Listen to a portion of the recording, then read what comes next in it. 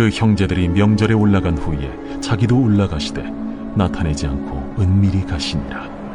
명절 중에 유대인들이 예수를 찾으면서 그가 어디 있느냐? 예수에 대하여 무리 중에서 수군거림이 많아 어떤 사람은 좋은 사람이라. 아니라 무리를 미혹한다. 그러나 유대인들을 두려워하므로 드러나게 그에 대하여 말하는 자가 없더라. 이미 명절의 중간이 되어 예수께서 성전에 올라가사 가르치시니 유대인들이 놀랍게 여겨 이르되 이 사람은 배우지 아니하였거늘 어떻게 글을 아느냐? 예수께서 대답하여 이르시되 내 교훈은 내 것이 아니요 나를 보내신 이의 것이니라. 사람이 하나님의 뜻을 행하려 하면 이 교훈이 하나님께로부터 왔는지 내가 스스로 말함인지 알리라. 스스로 말하는 자는 자기 영광만 구하되 보내신 이의 영광을 구하는 자는 참되니 그 속에 불의가 없느니라. 안녕하십니까. 3월 11일 수요일 말씀 묵상 시작하겠습니다. 요한복음 7장 10절부터 18절까지 말씀 함께 읽었습니다. 제가 어제 요한복음 7장과 8장이 매우 정교하게 기록되어 있다는 사실을 언급을 했고요. 그리고 그 중에서도 7장 1절에서부터 36절 본문이 다시 한번 정교한 구조를 가지고 있다는 사실을 언급을 했어요. 그런데 날마다 솟는 샘물이 나누어 놓은 본문을 따르다 보니 이 구조를 정확하게 나타내기는 조금 어렵다는 말씀도 드렸습니다. 그래서 오늘 묵상은 주제가 좀 두 개가 될 것 같습니다. 중간에 잠깐 끊기지만 그러나 결국 한 말씀이 쭉 이어져 나가는 것이니까 그 문맥을 이해를 해 주셨으면 좋겠습니다. 자, 요한복음 1부 본론의 첫 번째 이야기 중에서도 세 번째 이야기, 7장과 8장입니다. 예수님이 자신을 생명의 물이라 빛이라 선포하시면서 예수님께서 종말에 온 땅을 다스리시게 될 모든 사람들을 심판하실 그 심판주 참 하나님이시다라는 사실이 여기서 드러나고 있는 거죠. 그리고 그 7장과 8장은 이런 구조를 가지고 있습니다. 예수님께서 유대인을 향해서 나오셨는데 그리고 생명의 물이심을 선포하시고 계신데 그걸 보고 유대인들은 예수님을 잡으려 하지만 잡지 못하고 다시 예수님은 세상의 빛이시라는 사실을 선포하시고 그리고는 예수님께서 유대인들을 떠나시는 모습을 여기서 보여주고 있습니다. 이 배경은 초막절이라는 것 다시 한번 기억해 주셨으면 좋겠고요. 굉장히 중요한 컨셉 두 개가 있죠. 사실 하나라고 할 수도 있는데 예수님은 계속 자신을 드러내고 계십니다. 예수님은 자기를 감추시지 않아요. 계속 드러내고 계신데 무리들, 사람들은 깨닫지를 못합니다. 예수님께서 계속 그렇게 드러내고 계시니까 유대인들은 예수님을 잡으려고 하겠죠. 잡아서 죽이려고 하는 유대인들인데 그렇게 예수님이 드러내놓고 다니심에도 불구하고 유대인들은 예수님을 잡지 못합니다. 사람들은 예수님이 누구신지 깨닫지 못하고 유대인들은 예수님을 잡지 못한다. 그것이 예수님이 자신을 숨기셔서가 아니다. 예수님께서는 다 드러내고 계셨지만 저들은 깨닫지 못했고 잡지도 못했다. 그 이야기가 7장과 8장에서 중요한 테마로서 흐르고 있습니다. 그리고 7장과 8장의 첫 번째 단락이라고 할 수 있는 7장 1절부터 36절은 다시 그 안에 비슷한 구조가 들어 있습니다. 예수님이 어디에 계셔야 되는가의 문제가 처음에 나타나면서 무리들이 수군덕거려요. 그러다가 예수님이 자신을 나타내시고 성전에서 가르치시면서 예수님이 어찌해서 너희들 눈에 안 보이시는가가 나타나고요. 그런데 또 사람들은 수군덕거리고 다시 예수님이 어디로 가느냐의 문제가 나타나고 있는데 중요한 것은 예수님은 이미 드러나 계시다는 거죠. 어제 본문에서도 제가 강조했죠. 예수님은 이미 드러나 계시지만 무리는 깨닫지 못합니다. 그 이유가 뭐냐? 예수님이 저들이 원하는 방식대로 드러나시지 않으셨기 때문인 거죠. 자, 이것을 기억하시면서 10절부터 13절 내용 보시겠습니다. 제가 어제 10절 다뤘습니다만은 예수님께서 명절에 자기도 올라가시는데 나타내지 않고 은밀히 가셔요.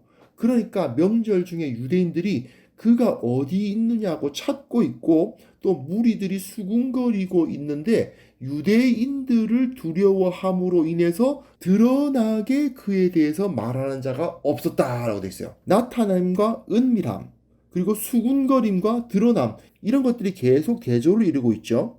여기서 강조하는 것이 무엇입니까?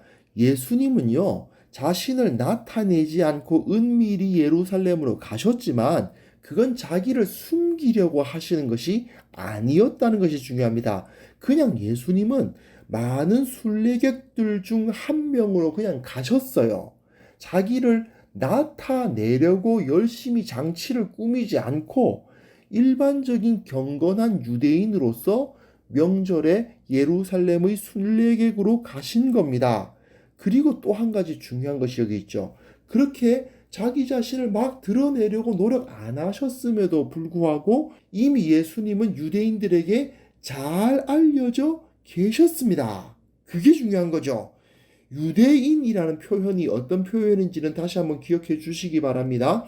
예수님을 대적하여 예수님을 죽이려 하는 자들이 유대인입니다. 사실 여기에 모여있는 전부가 다 유대인이에요. 무리라고 지칭되는 사람들도 유대인이고 예수님도 유대인으로 오셨고 그 사람들이 다 유대인이지만 요한복음에서 유대인이라는 표현은 예수님을 대적해서 죽이려 하는 종교 지도자들을 나타내는 하나의 전문 용어입니다. 여하튼 유대인들은 뭘 생각하느냐?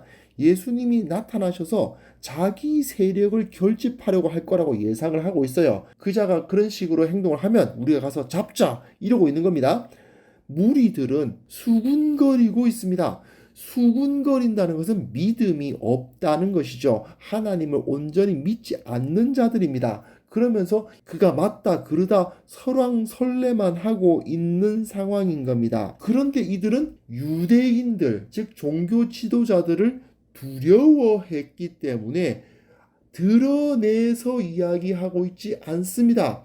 예수님이 숨기시는 것이 아니라 오히려 이 무리들이 숨기고 있죠. 그래서 다들 쉬쉬하고 있어서 숨겨진 것처럼 보일 뿐이지 예수님은 전혀 숨겨져 계시지 않았습니다. 이 사실이 13절까지 선포되고 있죠. 사실은 어제 본문의 메시지와 일맥상통하고 있습니다. 자, 여기까지가 일단 달 한 달락 끝난 거고요. 그 다음에 다시 14절부터 새로운 메시지가 시작된다고 생각하시면 좋겠습니다. 이제 우리는 7장 1절부터 36절의 핵심 소단락이라고 할 수 있는 그 중앙에 위치한 14절부터 30절을 다루어가기 시작하는데요.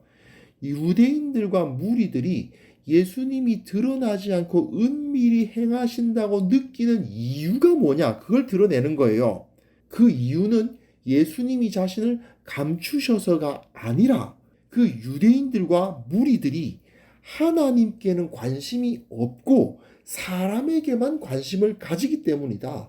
하나님께 영광을 돌리지 않고 사람에게 영광을 돌리고 있었기 때문에 너희가 예수님이 그렇게 자신을 드러내고 계심에도 불구하고 예수님은 숨겨져 있다고 생각하고 있는 것이다. 이런 메시지가 기록되어 있는 겁니다. 14절부터 18절까지 내용을 한번 살펴보시면요. 예수님께서 성전에 올라가셔서 가르치십니다. 자기를 완전히 드러내시는 거죠. 그런데 유대인들이 놀랍니다. 이 사람은 배우지 아니하였거늘 어떻게 그를 아느냐 이런 표현을 쓰거든요. 그래서 예수님께서 나는 이 교훈 하나님께로 온 교훈만을 전할 뿐이고 나는 스스로 말하는 것이 아니라 하나님의 교훈만을 전한다. 나의 영광을 구하는 것이 아니라 하나님의 영광을 구한다라고 말씀하고 있는 부분인 겁니다. 자, 초막절인데 초막절은 8일 동안 계속됩니다. 레위기 23장에 나와 있습니다. 예수님은 그 8일 중에 정확히 언제인지는 모르겠지만 어쨌든 그 기간 중간에 성전에 올라가셔서 가르치십니다. 자신을 안 감추시는 거죠. 그런데 예수님의 대적자인 유대인들이 그것을 듣고 놀랍니다. 뭐라고 놀라느냐? 배우지 않았는데 그를 안다는 거죠. 예수님이. 이거는요. 예수님은 문맹일 것이라고 예상했다는 뜻은 아닙니다. 그런 의미가 아니에요. 이것은 예수님이 당시에 어떤 유명한 랍비에게 배운 사람이 아니라는 뜻입니다. 그럼에도 불구하고 뛰어난 학식을 가지셨다는 사실에 놀라는 거예요. 당시 예루살렘 유대인들 사이에서는요, 나름대로 학벌이 있었습니다. 근데 그 학벌이 무슨 대단한 기관이라기보다는 유명 랍비를 중심으로 사람들이 모이는 거죠. 샴마의 학파냐, 힐렐 학파냐 이런 식으로 나뉘었던 겁니다. 그러면서 그가 어떤 랍비에게서 배웠느냐가 서로를 평가하고 인정하는 데 중요한 역할을 했던 거죠. 당시에는 고등교육의 기회가 그렇게 많지가 않지 않습니까? 그러니까 한 사람들이 100명이 있다고 치면 거기서 실제로 이 랍비에게서 배우는 사람의 숫자는 10명도 안 되는 거죠. 10%도 안 되는 겁니다. 그렇게 배운 사람들이 또 하나의 계층을 형성하는 거예요. 즉 카르텔을 형성하는 겁니다. 이 종교 지도자들 입장에서는 어떤 랍비에게 어떤 문화생이 있는지는 다 알게 되어 있습니다. 그 세계가 그렇게 넓질 않아요. 그러니 유명 랍비 몇 명 있고 그 랍비 밑에 누구 이런 사람들이 배우고 있지 하는 것을 서로 간에 알면서 자기네들끼리 뭐 논쟁도 하고 친교도 하고 하면서 하나의 계층이 형성돼 버린 거죠. 그런데 예수님은 전혀 그런 배경이 없으신 겁니다. 그렇기 때문에 놀랄 수밖에 없었다는 거죠. 당시 랍비들은요, 무엇을 위해서 그렇게 했을까요? 자기 학식과 지혜를 뽐내고 자기 명성을 드러내려고 자기 팝을 만든 겁니다. 현대의 학벌, 팝을과 별 다를 바가 없습니다. 그들은 분명히 하나님에 대한 지식을 논했습니다. 하지만 사실상 그 지식은 자기들의 지식이었어요. 자기를 드러내기 위해서 사용되는 지식이었던 겁니다. 하지만 예수님은 뭐라고 말씀하십니까? 나는 스스로 말하지 않는다. 오직 하나님의 교훈을 전할 뿐이다라고 이야기하시죠. 그러므로 예수님은 그 당시 사람들이 자기의 학식을 드러내기 위해서 사용했던 여러 방법은 사용하지 않으셨으니까 비밀히 묻혀서 그렇게 계신 것처럼 보이는 거예요. 바로 이것이 그 당시 유대교의 심각한 문제였던 것이죠. 하나님을 아는 지식이 사회적인 지위를 높이고 높은 수익을 얻고 유명해지기 위한 도구가 되어버린 겁니다. 학벌을 가지지 않은 사람은 저들이 눈에 보이지도 않아요. 그러다 보니까 예수님이 눈에 보이지 않는 겁니다. 그러니 아무 학벌도 없고 하나님의 능력으로 자신을 높이려 하지도 않으셨던 예수님은 묻혀 계셨습니다. 감춰져 계셨습니다. 결국 그들은 예수님, 하나님의 아들을 발견하지도 못한 거죠. 요한복음은 당시 이런 유대교의 모습을 고발하고 있는 겁니다. 저도 신학대학원을 졸업할 때쯤에 유학 가겠다고 준비했던 적이 있었습니다. 근데 그때 마침 IMF 외환위기 때문에 생각을 접었어요. 그러면서 이제 몇 년 더 있다가 준비해서 갈까 말까 고민을 굉장히 많이 했고 기도도 많이 했던 시기가 있었는데요. 그때 참 하나님 앞에 기도하면서 깊은 문제의식을 가진 게 뭐였냐면 신학 공부하러 가는 거 아닙니까? 신학이란 뭐냐? 하나님을 아는 지식이죠. 그런데 이 하나님을 아는 지식을 무엇을 위해서 가지려고 하는가? 무엇을 위해서 영어나 독일어로 만들어져 있는 하나님을 아는 지식을 가지려고 하는가? 이 문제가 저에게 굉장히 심각한 문제로서 다가왔던 것을 기억합니다. 그러면서 저는 그냥 개인적으로 하나님의 음성이라는 판단에 유학을 포기했던 사람입니다.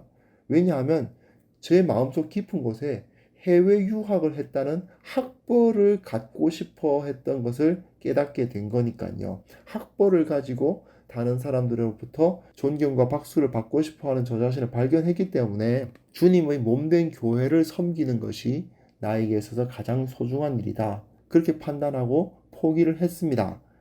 근데 문득 나 자신이 초라해 보일 때가 있거든요. 그때는 참 후회가 돼요.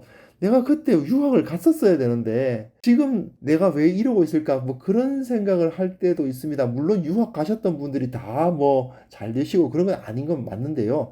여하튼 그런 생각이 좀 들 때가 있어요. 그때마다 복음서에 기록되어 있는 예수님의 모습을 한번 묵상해 보게 됩니다. 저는 생각해 보면 예수님보다는 덜 초라한 것 같습니다. 예수님이 저보다 훨씬 더 초라한 모습으로 사역하셨던 것을 깨닫게 됩니다. 아직도 하나님을 아는 지식으로 나 자신을 높이려 하는 생각을 다 버리지 못했구나 하는 그런 반성이 드는데요. 우리 모두가 주님은 오직 하나님의 교훈만을 전하시고 오직 하나님께만 영광을 돌리기 원하셨다는 사실을 기억할 수 있었으면 좋겠습니다. 나는 얼마나 그 주님의 모습을 따르고 있는가?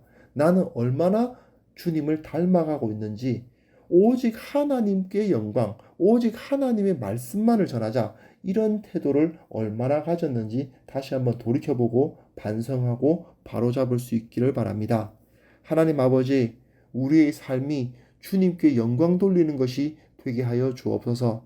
주님을 안다 하면서도 그것으로 나 자신을 높이고 그것으로 나 자신의 번영을 추구하는 그런 위선자들의 길에 서지 않도록 도와주시고 오직 하나님께만 영광, 오직 예수 그리스도를 닮기 그것만을 추구하며 살아가는 우리 모두가 되게 하여 주시고 그것을 통해서 주님께서 주시는 진정한 복, 진정한 은혜를 누리며 기뻐하며 감사하며 살아가는 우리 모두가 되게 하여 주옵소서. 예수님의 이름으로 기도합니다. 아멘.